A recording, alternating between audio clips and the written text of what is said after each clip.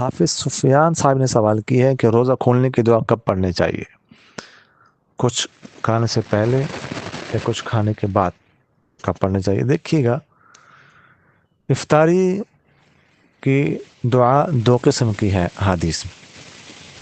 ایک دعا ہے کہ سنن ابی داود وغیرہ میں ہے کہ ذهب الظمأ وابتلت العروق وثبت الاجر انشاء اللہ، اور دوسری دعا جو مشہور ہے انا ولک صمت وعلی رزقک افطرت۔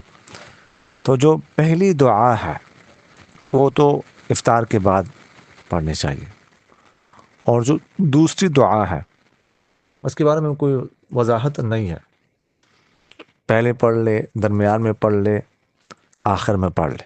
مشہور پہلے پڑھتے ہیں، اس میں بھی کوئی حرج نہیں ہے۔ بہرحال یہ تینوں صورت اس کی بن سکتی ہے، تو کسی بھی وقت میں پڑھی جائے، پڑھ سکتے ہیں، کوئی وضاحت اس کے بارے میں نہیں۔ جزاکم اللہ خیر۔